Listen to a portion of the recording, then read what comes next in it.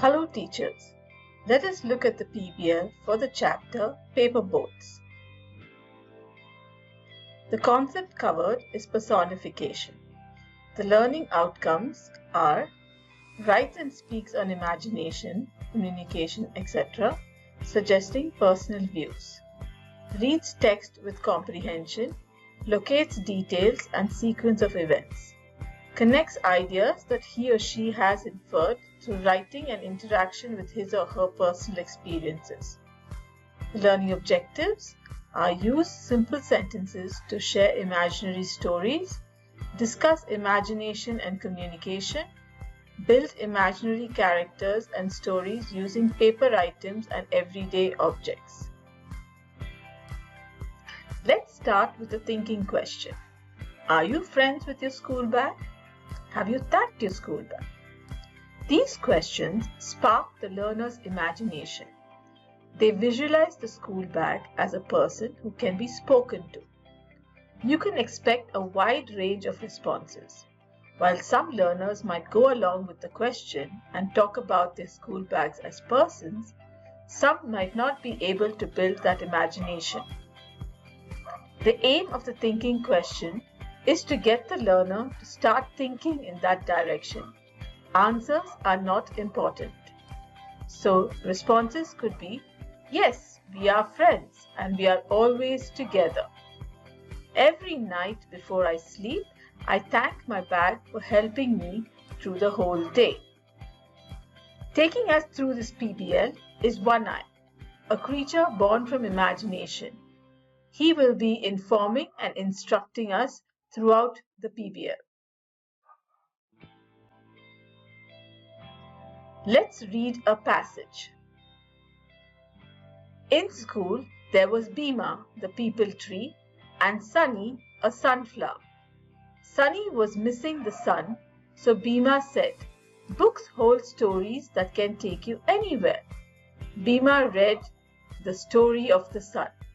With each word, Sunny felt like he was in the sun and seeing rainbows. Sunny wasn't just a flower anymore. He was a person who had touched the sun through books. Please note, teachers, that the pronoun in the last line has been printed incorrectly. You may read it as he. The exercise here requires the learner to match the object with a characteristic.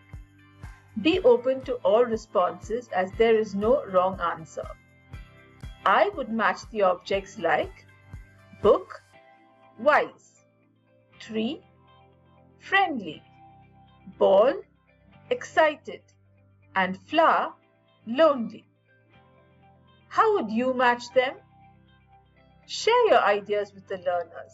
It will encourage them to use their imagination. In Activity 2, we imagine and write down what the various things in the playground are saying to one another. How did they feel? Here goes a possible dialogue. Swing. Hello, Slide. What a beautiful day it is today. Slide. Yes, Swing. I'm looking forward to what the day brings. Now, invite the learners to continue the conversation. Someone might say, Swing, let's go find more friends to play with. Slide. There's Seesaw. Would you like to join us? Seesaw. Sure, Swing and Slide. You may look forward to many interesting dialogues as the learners are sure to enjoy this activity. Activity 3 gets the learners to work with their hands. They need to create a mask of a non-living object and add human characteristics to it. They can then write down their ideas and share them. I have made a mask of a cupboard and given it hands, eyes, and mouth, which are characteristics of a living object. Here are some of my thoughts on why I chose this character. I did because it looks like it has a stomach and can open and close its mouth, which are the doors. How do I relate to the character? I feel the character is like me as it talks about what it wants. And lastly, do I find anything common between each other? Yes, I think we both can carry things and have a mouth to speak. Activity 4. The learners need to write a story using personification. Using the sentence starters provided, I put down a story. There was a bench at the side of the road.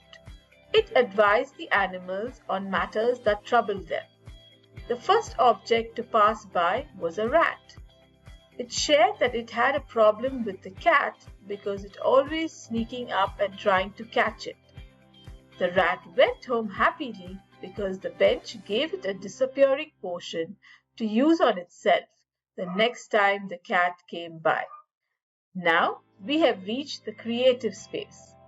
This is where the learners are given the freedom to express themselves. Ask the learners to imagine themselves as a tree and draw it in the space provided. They will also need to write what they have imagined and share it with the class. I have put down a tree and written, I imagined myself as a happy tree dancing in the wind. Here are a few answers to self-assessment questions. What is it called when we give human characteristics to a non-living thing? Answer: personification. What is personification? Answer: personification compares the object with a quality. When an object is given human characteristics, what is it called? Answer: personification. At the end, learners are given the practice to use OMR sheets. This will go a long way when the learners are giving any competitive exams. I hope you enjoy doing this PBL with your students. Thank you, teachers.